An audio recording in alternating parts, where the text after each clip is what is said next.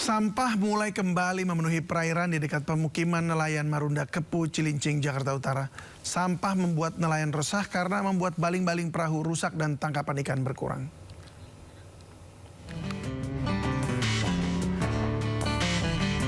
Sampah memenuhi aliran air di muara dekat permukiman nelayan Marunda Kepu, Cilincing, Jakarta Utara. Sampah yang didominasi enceng gondok dan sampah plastik ini menutupi sebagian perahu milik nelayan. Akibat banyaknya sampah, membuat nelayan di lokasi ini menjadi resah karena sampah terkadang tersangkut di baling-baling perahu hingga membuat rusak dan sampah membuat tangkapan ikan juga berkurang. Waduh, sangat meresahkan ya. Di Jakarta ini, terusnya di BKT ini sangat meresahkan karena sampah itu mengganggu sekali. Kadang-kadang kita mau mancing keluar ya, baling-baling itu bisa nyangkut dan bisa patah. Kalau posisinya dekat-dekat sini sih masih mending ya. Kadang-kadang kalau suka tengah laut kita agak susah juga. Terus jaring pula. Sementara itu, Sudin Lingkungan Hidup Kepulauan Seribu terus berusaha membersihkan sampah di Marunda Kepu ini. Namun karena keterbatasan personil, pembersihan menjadi tidak maksimal. Ya itu pakai alat ekskavator. Nah terus ya personilnya paling ada 3 orang, 4 orang, jadi kurang ini. Oke. Ya, kalau memang sampahnya banyak yang mengganggu buat nelayan pergi nyari ikan gitu. Jadi ya makanya saya bersihin terus tiap hari itu pakai alat ekskavator. Dalam sehari, sampah yang diangkut di kawasan ini mencapai 4 hingga 5 ton. Saat musim angin barat, sampah terbawa dari sejumlah sungai yang bermuara di Marunda Kepu dan laut. Dari Jakarta, Sofyan Firdaus, iNews melaporkan. Janji komika Panji Pragiwaksono untuk tidak menghindar dari panggilan polisi benar-benar terrealisasi. Pagi tadi komika tayangan Mensrea itu memenuhi panggilan pemeriksaan di Polda Metro Jaya.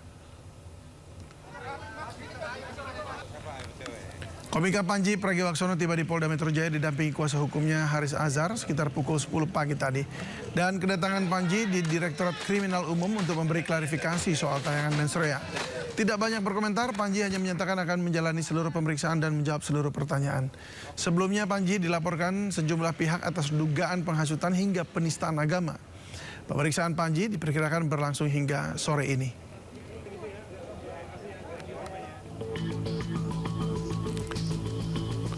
Panji dilaporkan 5 pihak terkait tayangan Mensrea, diantaranya Angkatan Muda NU, Aliansi Pemuda Muhammadiyah, juga sejumlah organisasi lainnya.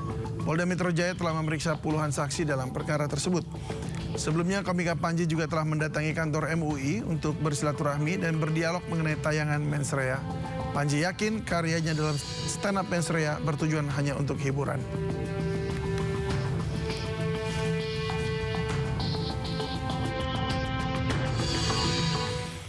Ya, sudah ada Ismalia Medasari di Polda Metro Jaya. Apa informasi terkini seputar pemeriksaan Panji? Ya, selamat sore David dan juga pemirsa. Betul sekali, hari ini komika Panji Pragiwaksono dipanggil di Polda Metro Jaya untuk dimintai klarifikasinya mengenai materi stand up komedinya yang bertajuk Mensrea. Dan pada hari ini sudah pukul 16.53, ini kira-kira sudah ada 6,5 jam lebih Panji masih diperiksa di Polda Metro Jaya, terutama di Gedung Krimu Polda Metro Jaya, karena tadi pagi Panji datang sekitar pukul 10.15. Ketika datang, David dan juga pemirsa, tadi Panji tidak terlalu banyak berkomentar karena memang dirinya mengatakan akan mengikuti prosedur dan nantinya akan berbicara setelah selesai diperiksa dan akan berbicara kepada awak media. Yang kita ketahui juga, David dan juga pemirsa, Panji ini dilaporkan ke Polda Metro Jaya atas 5 laporan, salah satunya yakni penistaan agama dan juga penghasutan. Dan para pelapor mengklaim bahwa materi yang dibawakan oleh Panji Pragiwaksono dalam stand up komedinya bertajuk Mensrea ini dapat memecah belah bangsa. Dan sampai saat ini kami masih menunggu kehadiran Panji atau selesainya Panji diperiksa di Polda Metro Jaya. Kita akan mendengarkan bersama-sama apa saja yang nanti ditanyakan, apa saja yang ditanyakan oleh penyidik Polda Metro Jaya kepada Panji Pragiwaksono. Nanti akan kami laporkan kembali kepada David dan juga pemirsa. Kembali ke Anda, David. Ya, baik Ismalia, terima kasih. Kami tunggu update selanjutnya. Selamat bertugas kembali. Pemirsa, 2 orang anak pemuka agama ditetapkan sebagai tersangka kasus pelecehan di Bangkalan, Jawa Timur. Keduanya juga terlibat dalam kasus penyekapan salah satu korban.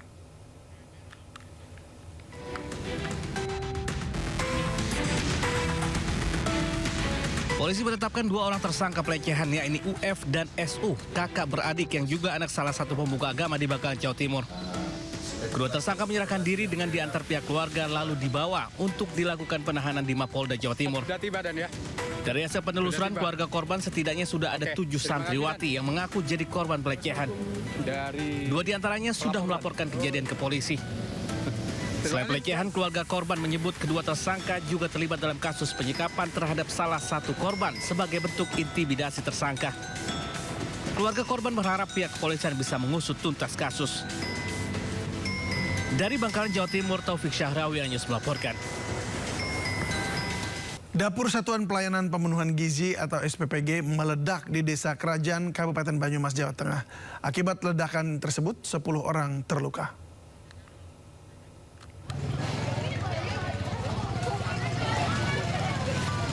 Warga merekam detik-detik pasca terjadi ledakan dapur SPPG di Desa Jerajan, Kabupaten Banyumas, Jawa Tengah. Ledakan di dapur SPPG tersebut membuat sejumlah warga panik.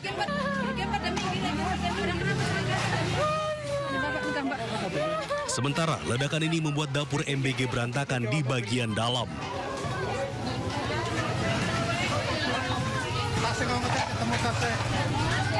Beberapa korban menangis dan berusaha ditolong warga sekitar. Ledakan terjadi sekitar pukul 10.40 pagi. Saat itu mesin pengering ompreng atau oven sedang digunakan untuk proses pengeringan. Kalau saya ada di balai desa ini kan jaraknya sekitar 50. Oh, kedengaran. Sangat keras. Sangat keras untuk kami di balai desa. Bunyinya ledakan itu. Berapa kali, Pak? 1 kali. Terus korbannya berapa? Sekitar berapa? Hanya lukanya sudah dievakuasi ke puskesmas.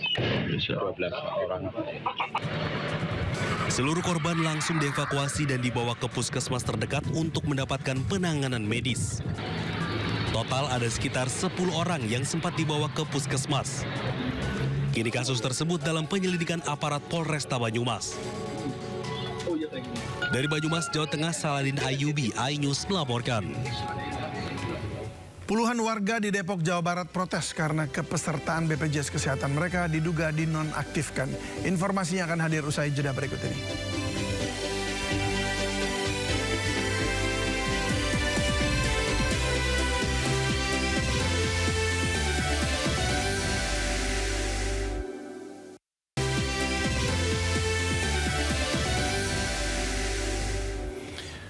Menteri Koordinator Bidang Pemberdayaan Masyarakat Muhaimin Iskandar memastikan program pemutihan tunggakan iuran BPJS Kesehatan akan dilakukan dalam waktu dekat.